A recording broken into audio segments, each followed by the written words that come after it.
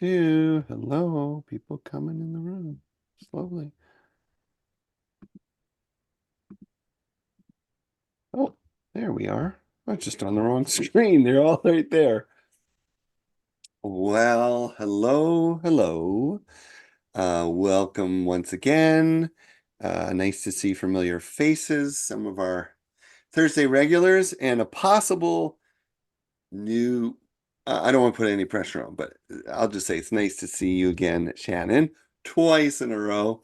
That's excellent. Oh, and Marianne, hey, you made it today. That's really nice. It's good to see you too. And then all the usual suspects, from Lori over there to Barbara and Carol and Jan and Lenny and Carrie and Eve and Brian, of course, Kelsey, Joni, Garth, and Margot and Matt. Matt, I don't know if we know Matt, but I think Margot and Matt are new. Yes. Oh, there's a pop-up. I am new. You are new, Margot. You're welcome. Hey, hello. Hey, do you want to say anything to the Hello. group? Yes, so hi. I used to go to Althea. Oh, hey. So so I've been on your email alias, distros for some time, and this is so appropriate because I was in need of something like this. So when I saw it today, wow, this is great timing. So Yeah, thank you. Margot, your voice is oddly familiar. Yeah, I used to do the circles at Althea. Like, remember you used to do the circles after service? Yeah, I Yeah, I know you.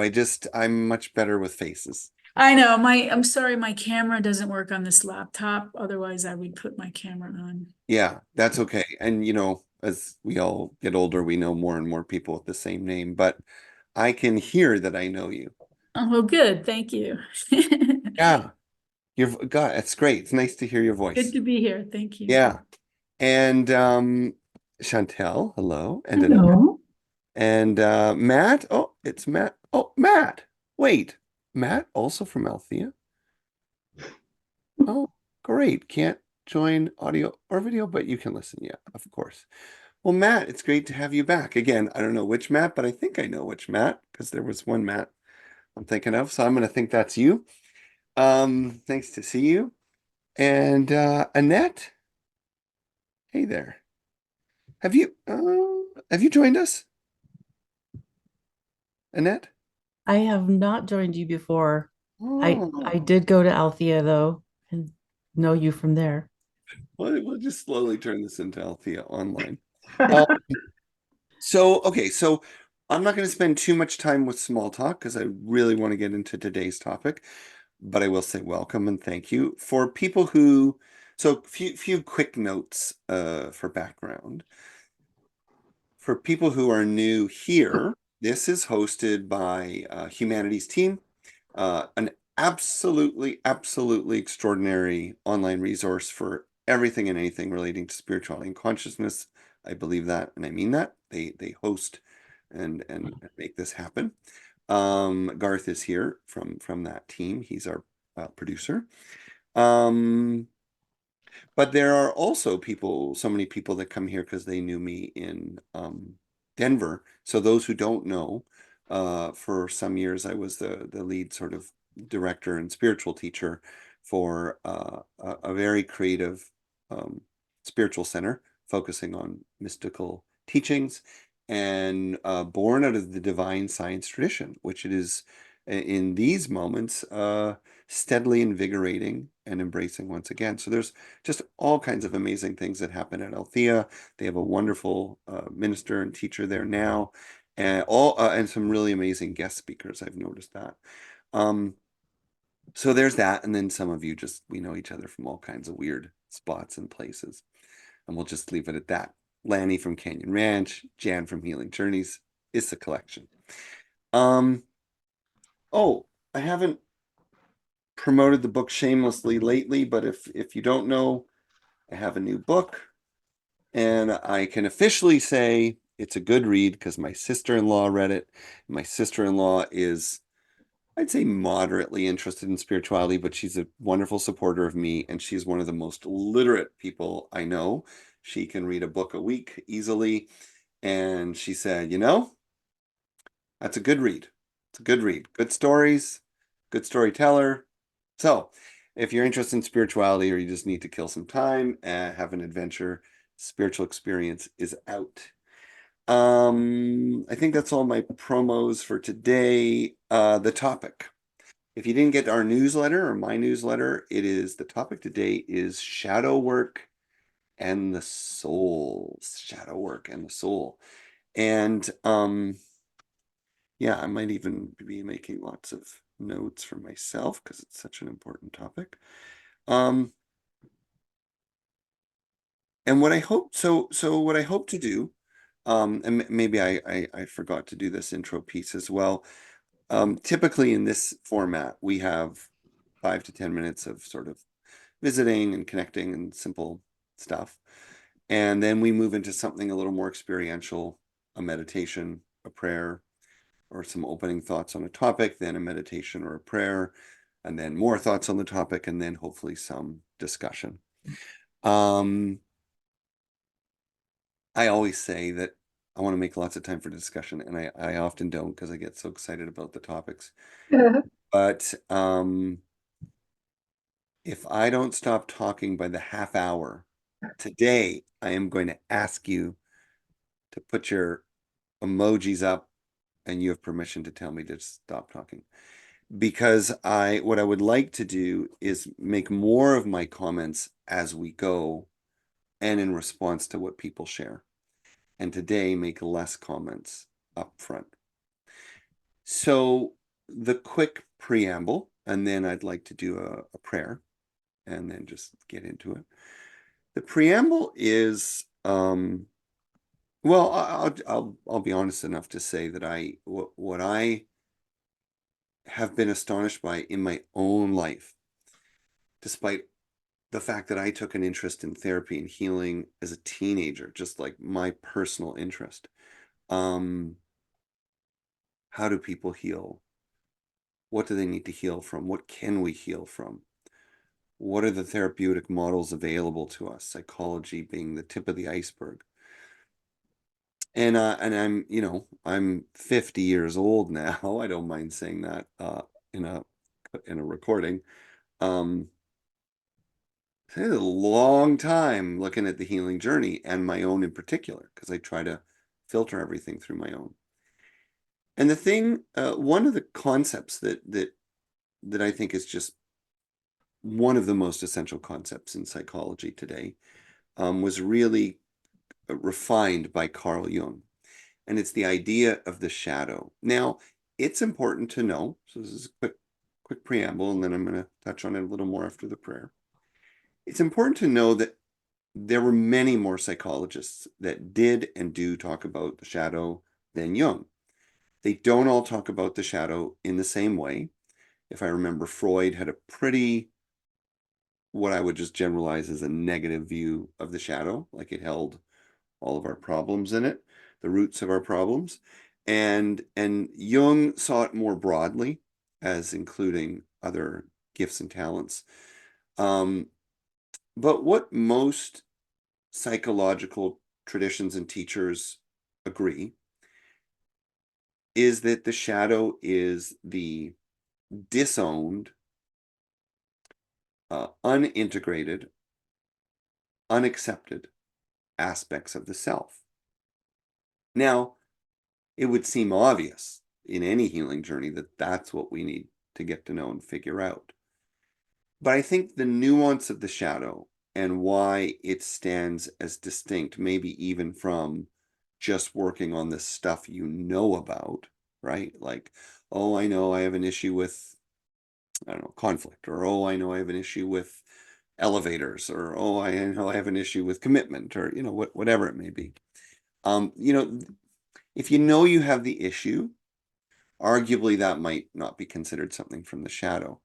The thing that is distinct about shadow specifically is that it reminds us that there are aspects of the self that are so, you can use a lot of words, sublimated, buried, disconnected, unconscious, right? So at some point we didn't want to own it or acknowledge it for one reason or another. And we not only dismissed it but we maybe unintentionally or intentionally completely forgot about it. And the reason why that is so important is because that which lives in the shadow continues to act on us, and it continues to shape our worldview, and it continues to filter everything we see and say and feel and do. And so if you don't have the assumption that there are things within yourself that you don't even know about, sounds odd, right? Then you're probably not going to do well on the journey to wholeness. I mean, that was the basic principle. And it was pretty brilliant, I have to say, for Jung to frame it this way, because it just puts a placeholder in the human development journey for the assumption that probably some of our biggest limits we are not only not aware of, we might not even believe we could possibly have until we either face the consequence of them or have a life breakdown or a life crisis or something that reveals them for us. Of course, sharing, listening, therapy, and other kinds of healing work can reveal the shadow. But a lot of it comes out the hard way. So, with that in your pot and stewing, let's take a moment. And I'm going to invite you, wherever you are, whatever you're doing, to pause if you can for the next 4 or 5 minutes. And we're going to, if you choose, you can participate in any way you like. You can be right in it and do all of this along with me, or you can kind of do your own version. I like to put my right hand on my heart, my left hand on my belly. And then we're going to take a few big breaths in, nothing fancy, just a good old big breath in and a sigh out, like a sigh of relief. Do that 3 or 4 times.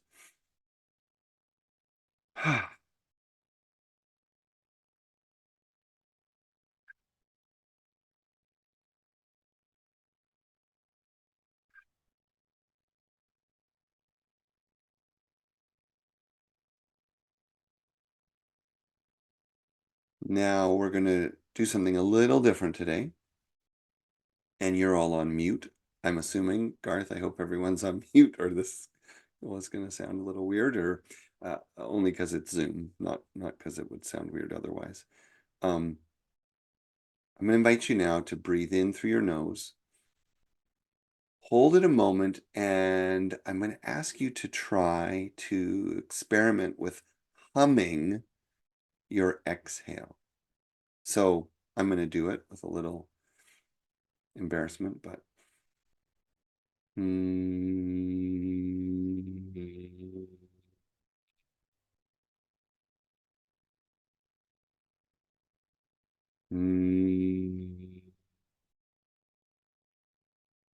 You can pick any tone or tune. You can be musical about it. You can go up and down.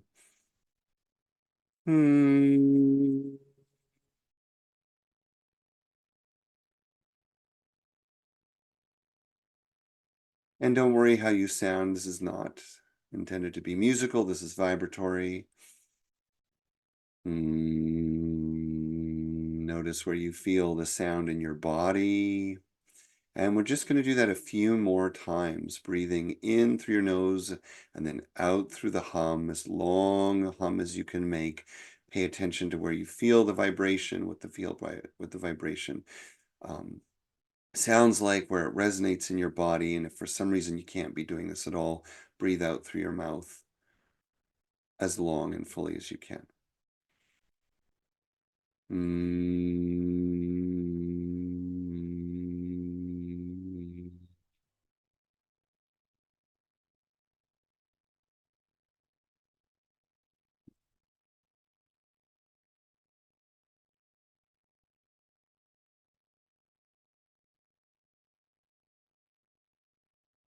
And one more, feel that resonance in your nasal cavity, feel it in your chest.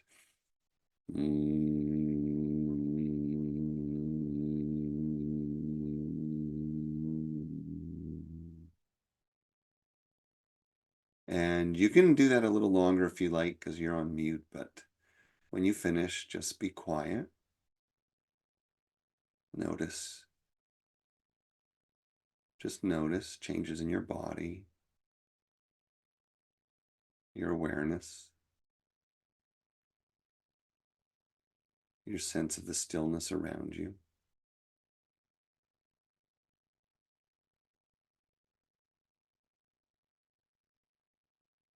And from this place of peace and growing interconnection,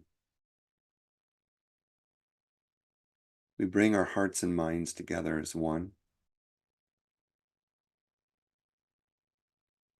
each in our own way, but together as one.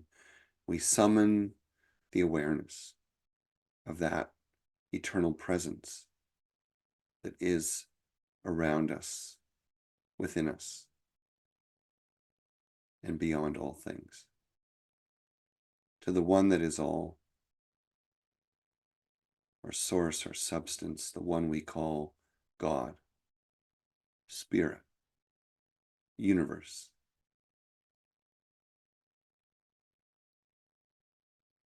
We are here today with gratitude and humility for the power of this life's journey. Gratitude for another day to live, love, and learn, and let go. Gratitude for another day to experience the beauty of community here in this space. Gratitude for the natural world and all the ways we are fed, inspired, nourished, healed, helped, clothed by the natural world, from the plant spirits and beings to the animal world and all the elemental forces. We give thanks. Today we are humbled by our vulnerability, our interdependence, and we are grateful for this connection as well. And may we take none of it for granted.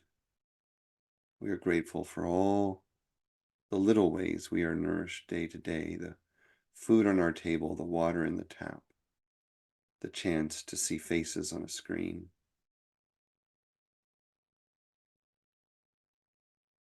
We're grateful for the soul's journey, that we might remember each and every day that we are more than our bodies, more than our minds, even more than our lives. That we are souls gathered here to evolve together, with each other, for each other, through each other. And from this place, we open our hearts and minds with love to this human journey around us, and offer our prayers and our blessings and our highest wishes and hopes for all beings, for those who lead, for those who feel powerless, for those facing illness, for those facing loss, for the young, for the vulnerable, for those living in war and extremes of poverty, for those who live with the ravages of untended, uncared for mental health,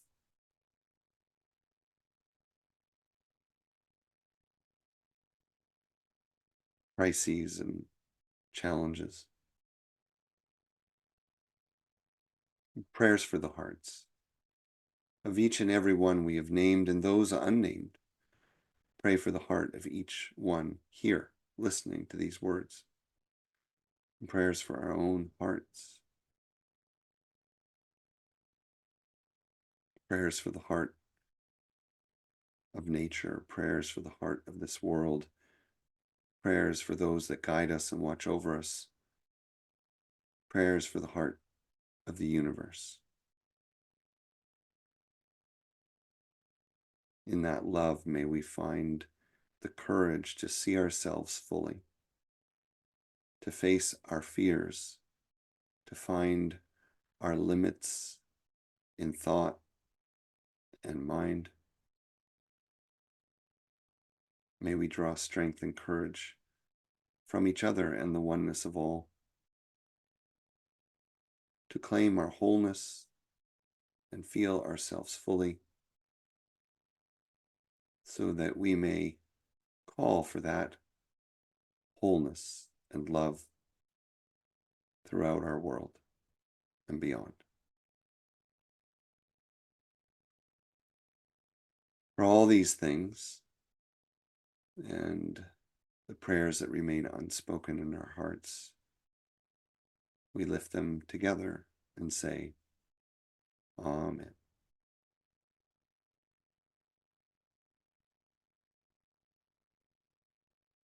As you take a moment and come out of this, I am going to offer something for people to keep their hearts and minds on.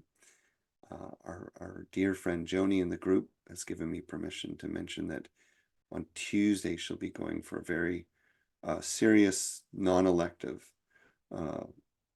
surgery. And may we hold her in highest good, with love, perfect healing, and that when this occurs, that not only would it happen with grace and ease and absolutely perfect outcomes, but that whatever unfolds in that process is as simple and easy and quick to remedy as humanly and spiritually possible. I would also invite anyone who would like prayers for healing to put in the chat, because we're going to move into our class now, or the next step of our class, I should say. Please feel free, if you feel comfortable, to put in the chat anything you'd like our group to know about or remember or pray for, because people do read the chat at some point before we go. And I know you have a lot of powerful meditators and people who pray on the call, so you have that. Now, returning to our topic, and I have just 5 minutes left before I promise to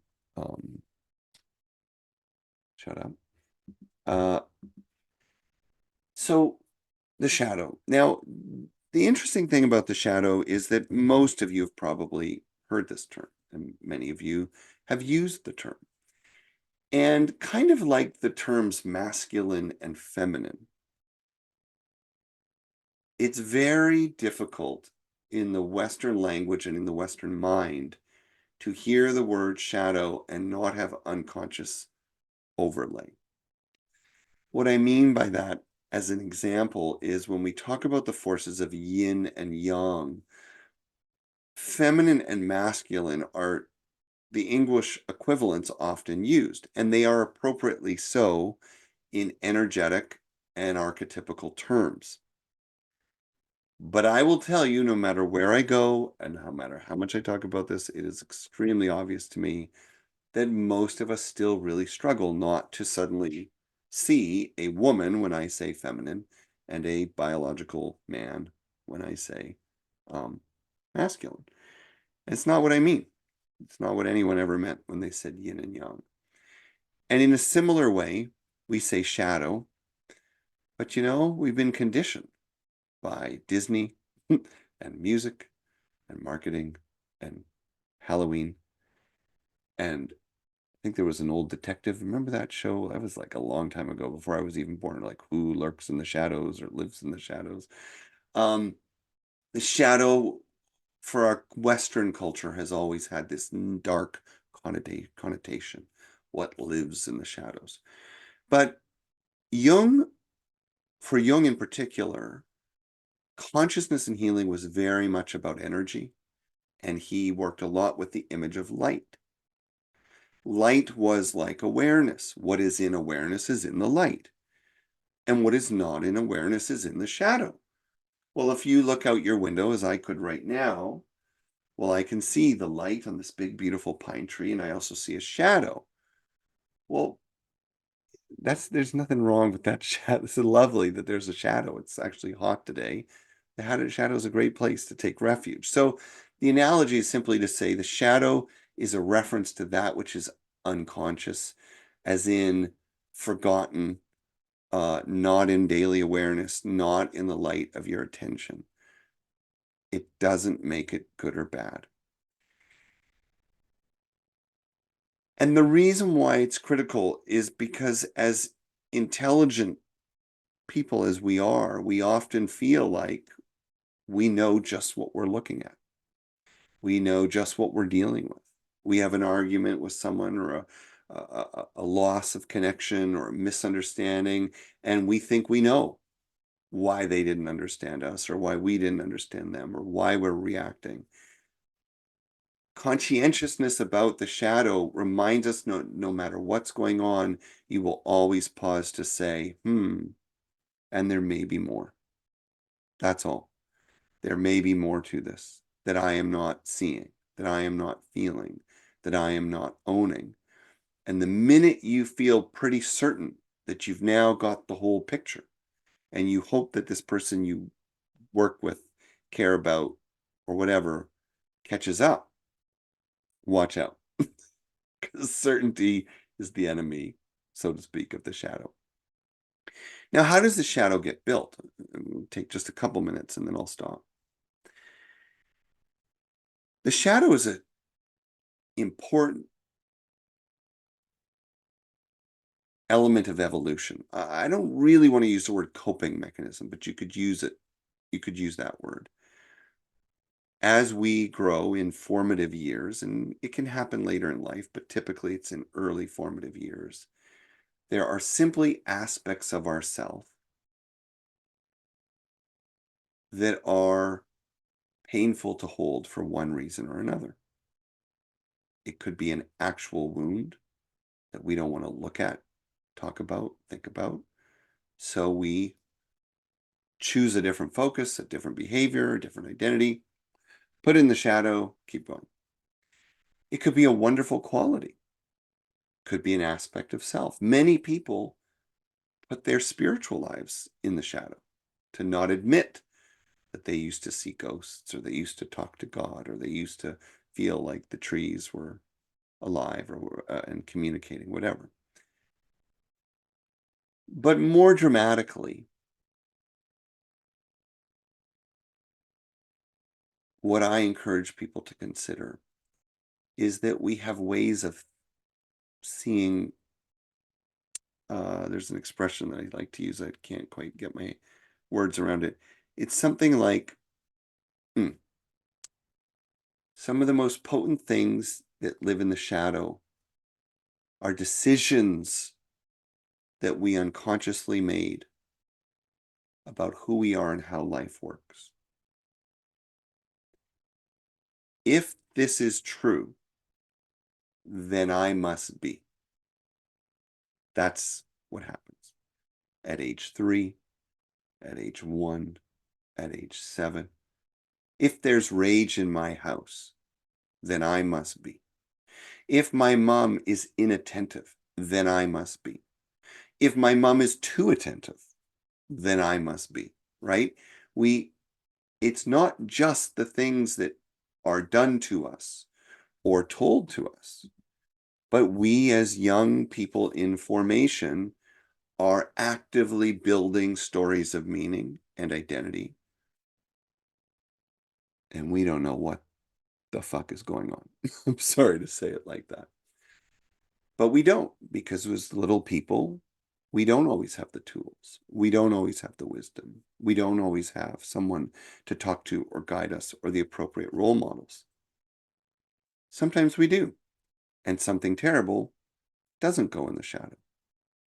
Sometimes we simply have a personality trait and something difficult doesn't go in the shadow. But the point is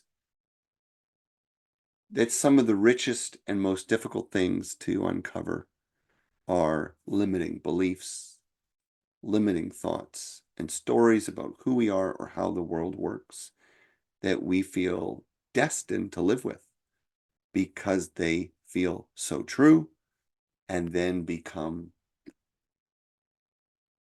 placed out of sight. Much in the way we forget that when you pick up a phone, if you have a smartphone or any, well, even the screen you're looking at is just a projection of light. And really, quote, behind the scenes it's coding and energy and subtle energy. We don't even understand what's making the image we see. There's always layers to what's going on. So I'm going to turn it now to the group. And of course, anyone is always welcome to ask any question at any time. We're going to spend the rest of the time just talking. But in particular, I would love to invite anyone who'd like to share either a meaningful realization about the soul, like that you've had in your life. Like, oh, I remember I went through this time and I suddenly realized, oh, the soul's helping me, like, or the shadow part of me is helping me. Could be like that. Or more so, what I'd love to hear is if anyone feels clear enough and courageous enough to share an example of when something came from the shadow into the light. You know, like, oh, I remember the day I finally realized I am this, or I have to admit this, or I'm not that. So think about it. That's a big ask. And if anyone wants to get the ball rolling, other people will come in. And again, it's just a chance to share what experiences have you had of your own shadow moving into the light, aspects of self moving into the light, or what insights have you acquired over the years on this topic? So you can raise your hand or you can unmute yourself and start talking. Who wants to? Oh, Barbara, please. Barbara Vale. When I was young, and after my father died when I was 2 and my mother remarried when I was 5, I had a stepfather that I didn't get along with. And so mean, I'm sure I got shadow put in my backpack from my birth father's death. But and I don't know how things developed exactly, but it took a long, long time for me to come around to finally seeing that it was a gift that my stepfather was in my life, and that I could learn from this, but even more that if I didn't take a look at this stuff, then I was in many cases exhibiting the same behavior that I hated in him. So it became very clear also when I wrote my memoirs and was telling stories about this. And I wrote it for my family, my siblings and my kids and nephews and nieces. And I suddenly, I don't know, it seemed suddenly realized I didn't want those stories to be in thought form or reading form out in the world. I wanted it to reflect the work that I had done and have done, for the majority of my life to reconcile that and to make things right. And so I really crafted as well as I could how I wrote those stories. And I'm glad I did, because that other stuff doesn't need to be out there. It's energy that's gonna come back and bite me, probably, or could have. Oh, Barbara, first of all, thank you for being brave and going first. Second of all, I really want to recommend what Barbara has shared about writing. And we're not all writers. This doesn't matter. It doesn't have to be eloquent. And it doesn't have to be, as Barbara shared, like something you necessarily offer others. But there is something significant about journaling. It's interesting. I'm gonna share two quick stories, or two quick further comments, and then we'll go to the next person. So somebody should start getting ready. Um, I have a colleague, sort of peer, that's been going through something. Oh, no, let me rephrase that. Who helped me not too long ago, where I was just going through sort of a challenging time, and they just were emailing me questions like, oh, well, um, like, why do you do this, or why did you say that, or why do you phrase it? It's like, I don't know, it's like I felt like, okay, this person's like therapizing me, but that's fine. My friend's a therapist, so we can do that with each other. But I did answer their questions, and I found it meaningful because what I realized, there was such a difference between feeling something, thinking something, and articulating something. They are three very different things. It's one thing to feel something, it's another thing to come to clarity with your thoughts about it. And then it's a whole different experience of both thinking and feeling when you commit it to paper. And even Barbara, as you shared, like you had processing, like, oh, well, what do I want to share with others, and what is for myself, and what am I carrying forward, and where are the gifts? Like, this is a really great example. So thank you.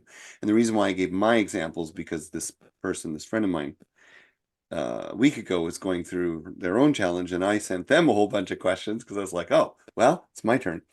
And I actually got a message back this morning, and they said, wow, I didn't realize what I was doing for you, because it was really challenging to get your questions, because I realized I had to think and feel, and I couldn't just sort of bypass it. So journaling, great stuff. The other thing I wanted to quickly touch on is you mentioned something about how much you were like him in some ways, and until you realized it. So until we realize that the shadow creates patterns and designs in our behavior, until we realize that, it's difficult to have choice. It's difficult to say, oh, I'm going to stop doing this, because one of the patterns we see, this is now not you, Barbara, but I'm sharing for the group, is a very curious pattern. It's funny when you know it, and it's horrible for the rest of your life if you don't, which is, often if there is a person in your immediate family circle that you have a wounding imprint around, who, and they could even be a loving, caring person, but they're whatever, invasive, or we have this paradox in which we hate that behavior in others, or maybe in that person, and we defend it in ourselves, which is so wild. It's so wild, and we really all do it. So I just saw my mom this weekend, and she did certain things I found annoying. I am patient with my mom. I love my mom. She's like 83, and I'm sort of done being annoyed with my mom. But I felt the annoyance come up, and I also thought to myself, wow, I do exactly that. And when my wife points out me doing that, I defend myself. And when my mom does it, I do the opposite. I mean, I don't anymore, but I used to sort of like attack her. So that's very powerful, Barbara. I think you brought up a lot for people to think about. Who's got something else? Who wants to add something or go next with a story, question, something that came from your shadow into the light? I know you've all done this work, so don't make me pick someone. Carrie, I feel like you're thinking about, oh, Marianne, go ahead. Okay, well, I was going to talk about one thing, and now, based on what was just said, I think I'm going to bring up another. My shadow came out, I'll start with this, in my 50s, after a long marriage and 3 kids and teaching and just being a real giver, raising 3 kids. And, oh, I don't want to see myself. I'm going to put high self-view. Oh, I can't. Shoot. Okay, get over that. I spent my 50s, because as a young woman, up until I got married, I was very I was involved in collegiate sports and athletics at a high level, and I didn't have time to date or really get to know myself outside of tennis and studying. And so, and being a teacher and then a mom. And then eventually, when my former husband and I split, I had all this, opening to finally get out there and do things that I had wanted to do, but never took the time to do, including a lot of dating and that kind of thing. And then I could see some patterns with that process that were not healthy. And I traced them back to my upbringing partially. So, but the shadow part came right up in my face during COVID when I had some time because I was able to retire from one job into a much easier job, from teaching into another position that afforded me a lot more time. So I really could look at myself, and I got myself into recovery programs, kind of typical ones, like I did Al-Anon and ACA and then now recovery and Sangha therapy, and now recovery Dharma Wow. but all of it's really just brought up that I wasn't choosing well. I wasn't, and people that weren't good for me, and so it's been huge to see what I was doing and why. I won't get into it. But the process, and then noticing just one thing about my own brother, who I love dearly, is he has really frustrated me lately with some of his shutting me down or disrespect, and I've drawn a line 2 or 3 times with him and said, hey, from now on, I'll reach out to you. Or you reach out to me at this point. I don't, because I reach out and it doesn't seem to go well. And then I realize, and he's trying hard to come back each time, a little better, a little kinder, a little gentler, more loving. But some of the things in him are very like traditional, what we would call like aggressive, kind of masculine. I know that's not, but behaviors that are kind of rough, mansplaining. And then when I look at that, I'm like, oh, I think sometimes I'm a little bit that way. So that's, I see that, like when you talked about your mother, and then I think, oh, I get really intense at times. So anyway, it's just the whole process of journaling and writing. And this book, The Yogic Writer, my friend wrote this. It's on Uniting Breath, Body, and Page, a very good book that just came out. And then my recovery Dharma book, and starting a group in the towns I live in. And so just my shadow is clear. And now, based on all the work I've done, I'm totally aware that I'll never arrive. I'll be doing this till I die, but I've made a lot of progress, and it's showing me that I'm making much wiser decisions on people I connect with and who I choose to not connect with anymore. Oh boy, you've said, first of all, I commend you. And it sounds like you've done, so this is, I mean, Marianne, you've modeled a lot of important things for people that I'm going to highlight. And then I'm not going to add a lot, but I just want to highlight what you've said that I think is among it all being important. The first of all, I think it's really evident listening to you that you researched what therapeutic models worked for you. You talked about Sangha therapy, and then you've got this book you just showed. There's like what I see is you found a way to pick a worldview, this sort of Eastern, Buddhist yogic philosophy, and make sure that it's integrated into your healing approach. And I think that's really important, because too many of us, when we encounter limits, we have such a narrow idea of what our options are. And we just think, oh man, do I have to go to therapy over this? And then we've got some narrow vision of what therapy is, as opposed to, ooh, like the person that emailed me today actually said, like, oh, thanks for all your questions. Like, I'm going to I'm going to see a therapist today. And I replied, I wish I was seeing a therapist today. Like, it's such a great opportunity. And it just sounds like you've put energy into not only doing the work, but making sure it was meaningful. So that's, I think, very important for people to hear. The other thing, though, that you highlighted that I think is really at the core of what I think some good shadow work is about, and it's what I shared at the end when I made the comment, about if this, then what, right? If they do this, what does it mean about me? What does it mean about life? You use the word choices and decisions. And there's this funny thing in the modern world where we sometimes feel, and this is a bit of I think this is a bit in the legacy of behavioral therapy or cognitive behavioral therapy, which is a very powerful tradition. It's very important, blah, blah, blah. But one of the challenges in the way it can be applied or the way it's influenced our culture is sometimes there's this idea that if you can see the choice that you've made or that you're making that's not right, choose differently. And then we try to acquire some tools to like, okay, when this happens, I'm going to remember, instead of doing this, I'm going to do that.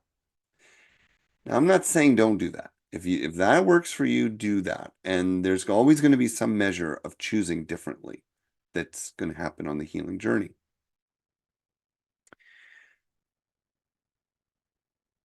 But the shadow shows up as significant because, so Marianne brought this up very appropriately, because if you're unaware of the shadow element that's influencing that choice, you will quite literally not be able to see that there is another choice. You will actually be convinced that you are making the right choice again and again and again, even with bad results, even feeling bad about it. In the moment that you are triggered, dysregulated, whatever it is, you will have no matter, even if people tell you, why are you doing it again? There's a part of you that will walk away thinking, they don't understand what I'm facing. They don't understand the situation. They don't understand why I'm doing it this way. And it's like, you're screwing it up and you walk away going, I know what I'm doing. Until you start to see, oh my gosh, it's not the choice that was the problem. It was the thinking about the situation that allowed you to see or not see the choices. And so Marianne described seeing a fuller landscape, seeing what was behind the choice, what it was protecting, what it was activating. And then it's still hard. But when the choice comes up and you've done the shadow work, you can suddenly say, oh, I know I need to choose differently. And I know it's going to feel unnatural. And I know it's going to feel illogical. And I know I'm going to freak out a little bit sometimes. And little by little, I'll do it. So thank you. Now, just to keep going, because this is, I don't know if you're enjoying this. I'm enjoying this. Chantel, your yellow Simpsons hand is up in the air. I don't know how yellow became the international skin color, but at least it's not white. But I don't know, yellow's weird. You can change that in preferences. Oh, can you? Okay. All right. All right. Well, I'll save that for later. Chantel, you wanted to add something. Yes, I'm fine. I'm going to try to keep it short, but I do a daily reading with that book, the Book of Awakening by Mark Nepo. Yeah, such It's a good book. really, really, really good. And today it's about the storm and all that. But what I want to say before I read it, it's not too long. Is it okay with you? Sure, he's Yeah. brilliant. If anyone doesn't know Mark Nepo, that book is It's that's one of those books. That's a brilliant book. Yeah. so I guess the more I meditate and I see the light, the more the shadow shows up to me, because and it shows up at the moment in my body. I'm having more pain on top of the pain that I have. Now I cannot walk. I said, what is going on? And the shadow, I guess I need to face it. But because I'm in the middle of the storm, I don't know what to do. Maybe there's nothing to do but to be. I'm just going to read the reading of Mark Nepo, which I like. So you always have a little tall, and then it's the reading. And it's called The Edge of Center. All tempest has, like a navel, a hole in its middle, through which a gull Gull, gull, can fly in silence. That was a 14th century Japanese anonymous. That's what he calls.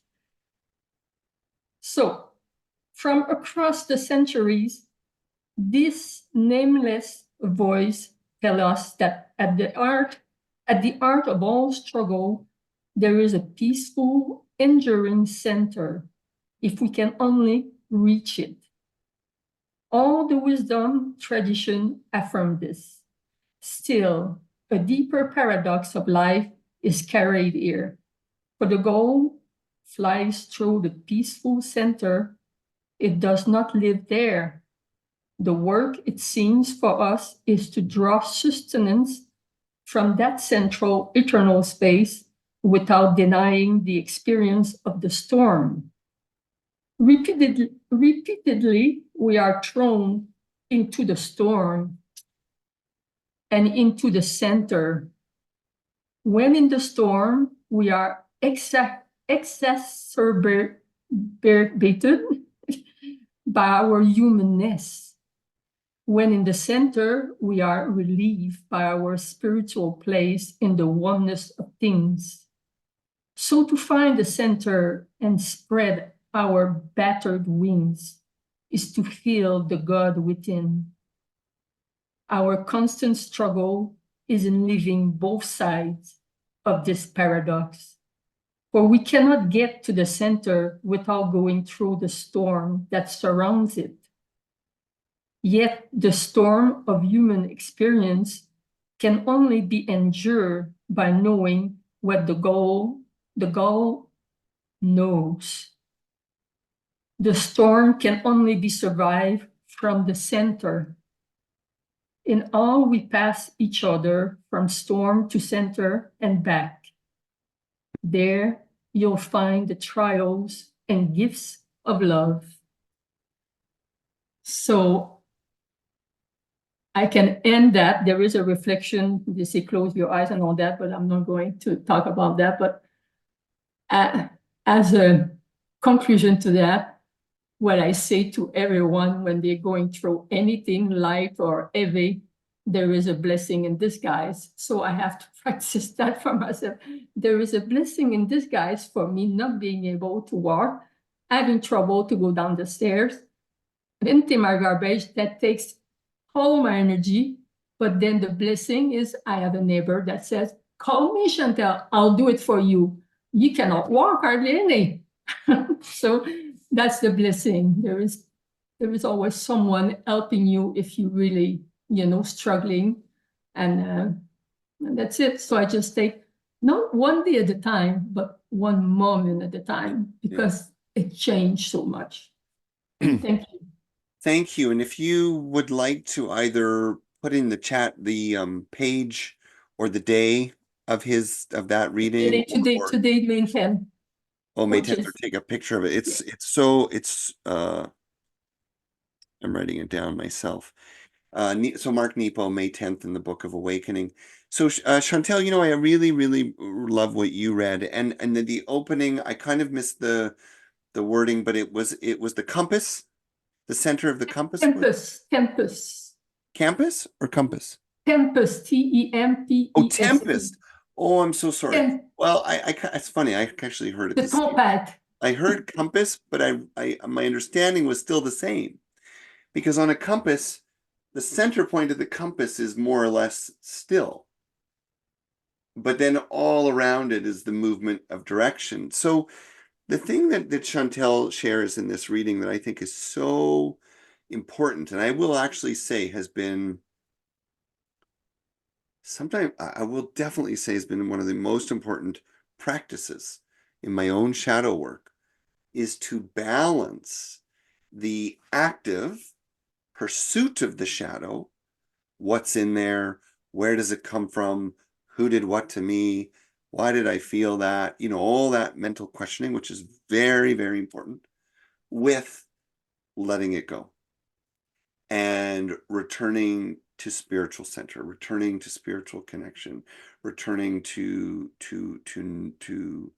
that vast, vast consciousness that holds all of your answers. And it does seem, just the way Mark has described it, there is a kind of infinite loop between storm and center that we are all taking. And or you could see it as a spiral, right?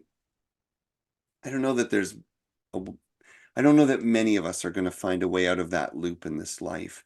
And I don't think that's a terrible thing. I believe it's the essence of evolution. We return to divine love and wisdom and spaciousness and hold ourselves and hold our problems and hold the unknown. And then we return to the questions and the choices and the work. And then we let it go and we rest. And a funny thing about that, and I'll stop there, maybe we can get one last little comment in. A funny thing is that image actually parallels something that has been sort of revealed about the human brain, which is that each side of the brain or each hemisphere's bias benefits from the others. In other words, if you're analyzing, problem solving, thinking, strategizing, it's important in some moments to just do anything but that. Do the dishes, paint a picture, get into something creative, musical, embodied. And very often clarity and new perspective arises. And similarly, when we see creativity or nurturing or more spiritual pursuits, if we don't have the intentionality and the protection of time and the commitment of, that more driven or masculine or intentional side, then often we either don't do it, or we get lost in it, or we can't bring it back. So thank you so much. I love that reading, and I love the image of storm to center, and such a beautiful gift. Yeah. Well, coming back to the big group, before we say goodbye, I wonder if there's anyone that might have more of a simple comment before we go, just like a little, something I learned along the way. Carrie, go ahead. Why don't you bring us home? Yeah, well, since you tagged me earlier for a moment, I've been, trying to think of something that I mean, I could talk my head off about this topic, but bottom line is it's a bumper sticker is that the shadow is here to stay.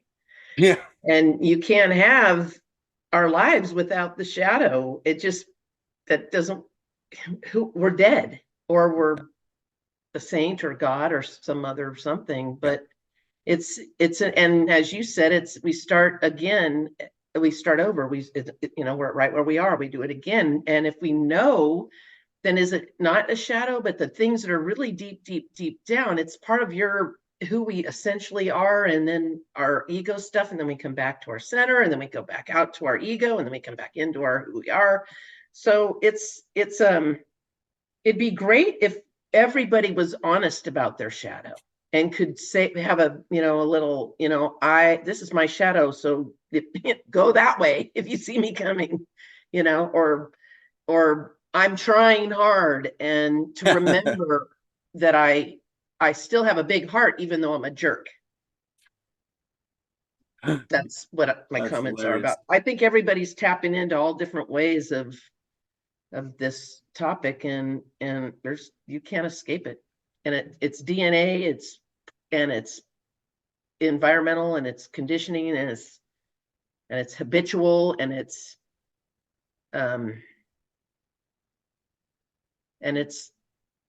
keeps us on our toes. Yeah. There is actually something very, I think, powerful in what you said. It's a wonderful place to conclude, which is, first of all, going back to Jung, this is why he believed the shadow was a part of the archetype of being human, or pardon me, the architecture of being, the anatomy of being human. Like you're saying, it's not going to go away. It's baked in. You don't just remove that and stay human. And then that is important because it's validating, and we don't have to feel shame if we've still got stuff working on us that we haven't figured out. And the last part of what you said, I also want to emphasize, which is, but differently. We can't really have a t-shirt that says, here's what's in my shadow, because by definition, if you can put it on a t-shirt, it's not in your shadow. But you actually did point to something very important at the same time, which is maybe really kind of what you meant, or at least the way I heard it. If we can just be continuously honest enough to admit, and there's more, and there's things I don't understand, then we become more humble. And imagine if, I mean, just imagine that in social conflict, political conflict, you know, any kind of conflict where someone says, that's the wrong way to do it. This is the right way, and here's why. I mean, what if instead it was always, here's my way. It's absolutely essential. It's completely important to me, but there's probably more. Or maybe I don't see it all. Or, you know, here's why I believe this, and here's why you got to do that. And maybe I don't even know. Like, it's like this just ownership, I think, that Carrie was talking about. This, like, I'm a work in progress. Certainty builds a fragility, and curiosity and ownership builds this incredible resilience. And so we can just name it again and again in all of our conflicts and conversations. Here's where I'm coming from. And then again, I'm probably missing something.